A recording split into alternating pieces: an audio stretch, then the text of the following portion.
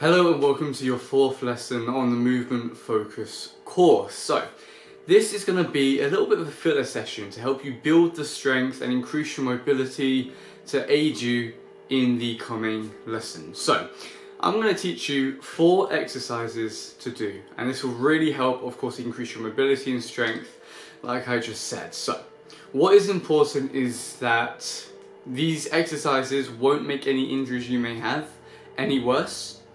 And obviously perform them to the best of your ability. Don't do it too rushed with bad form, and be careful while doing so. I think that's a given. So the first exercise I'm going to demonstrate to you is a side lunge. So really great, we use it a lot in Kung Fu practice and martial arts, but it's really good for building the mobility in your kind of knees and upper legs and increasing the mobility and the range of motion in your groin and hamstrings. So I'll demonstrate that to you now. So we're just going to start by standing. We're going to have our feet around, maybe around double shoulder width, and all we're going to do, you can use a wall to assist you, a pole, you can even use the floor if you need to. So I'm not going to use the floor to begin with, so my hands are out straight, and all I'm doing is I'm bending my right leg down enough until I feel the stretch. If this is as far as you can go, that's perfectly fine. If you can go further, definitely go further. And then all we're going to do is push back up into a medium high squat, and then go down on the other leg as far as you can go. And you can just rock this back and forth, and you can even count for sets and do it, reps and sets. And that will really help build your mobility and strength. Of course, you can use the floor if you need to help you and stuff like this. The main thing is just to make sure there's not too much pressure on those knees. So as you can see side on, when I do it, I'm sinking back a reasonable amount. So you can see there, if I'm tipping too far forward, all of a sudden my knee is coming really far forward because I'm on my toes. Keeping as close as you can to keeping your heel on the floor, just like so. That really aids in taking the pressure off the knee. So the second exercise involves the legs again, and they're called bunny hops. A really fun exercise. So all we're going to do is we're going to come to our regular squat. Of course, it can be up on the toes if you can't get all the way down on the heels. So all we're going to do from here is we're going to raise halfway, and all we're going to do is hop on the balls of our feet. Now what's important with this is I'm not bouncing off my calf. So for example, this is not what I'm doing. I'm not going bouncing off here, because what this does is as my hamstring makes contact with my calf, there is a lot of pressure on my Achilles and on my ankle. We don't want this. This can lead to overuse injuries like tendonitis and lots of horrible things. So what I am doing is I'm staying a good just under 90 degrees from my calf and hamstring, and all I'm doing here is bouncing. There's a very little bit of range of motion happening in my legs right now, and so you can travel with this and move around, and you'll really feel it work your quads. It's a really great killer for that. And of course it helps, your cardio and all sorts of lovely stuff. So yeah, try not to be too far forward, because again that'll put too much pressure on your knees, so you don't want to be doing this. It's more so keep it back, really push those hips down, keep that back nice and straight and neutral, and bounce just like that. So the next exercise moving up the body is the core and the abs.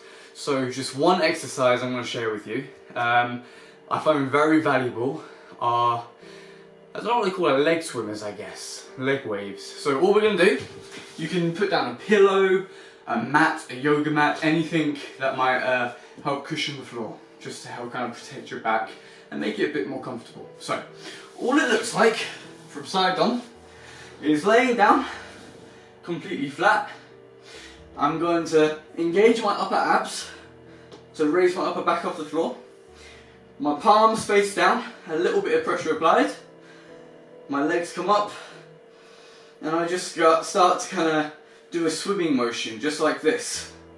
And I'm not bringing them up high like this. The lower down they are, the more tension is going to be on your abdominals, just like this. And now one important thing is my lower back is keeping contact with the floor at all times.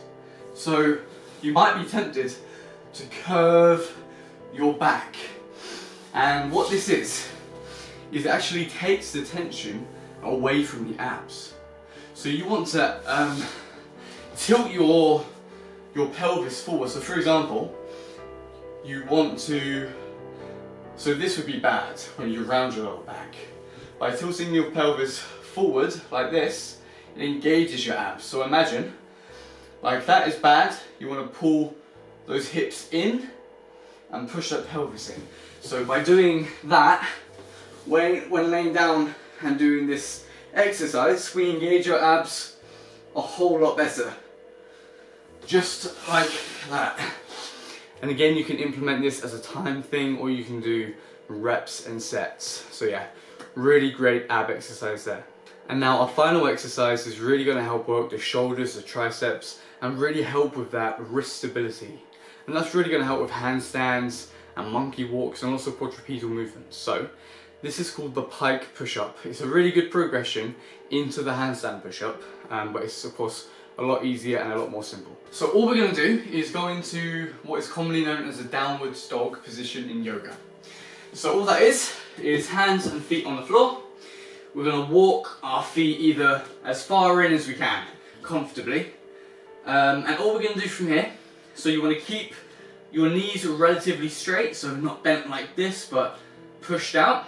You want to keep your arms relatively straight, and you want to be pushing with the shoulders. So not slouch like this, push up like this. And all we're going to do is allow ourselves to bend at the elbows, keeping the elbows in a bit, and just touch your head on those on the floor. So just like that, or just with the head, just like that. I much prefer doing my head.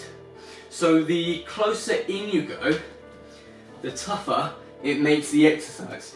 The more pressure there is on your shoulder. The further back you go, the easier it will be, but the more of a tricep exercise it will be as opposed to a shoulder exercise. So you can find your kind of where you land, where you're more comfortable doing it. Now, a few things with this exercise. Number one, you don't want to flare your elbows. That will again cause tendonitis, and it will put too much strains on those elbows. So what I mean by this is when we're doing the exercise, you don't want to flare them. You don't want to do this. Too much pressure on the elbows. You want to keep the elbows in. So what we want to do, rather than out like this, we're going to twist our shoulders inwards, just like this. And then we're going to go down and then back up. So you can see it was a much more inwards press rather than outwards like that. And it takes a lot of the pressure off the elbows and it engages the muscles a lot better. So there are 4 exercises that are really going to help you in the coming lessons. I suggest you implement these with the previous movements from the previous lessons, and by tying them all in together you will have a pretty good movement practice going. So yeah, stay tuned for lesson 5 when we start doing some more animal movements.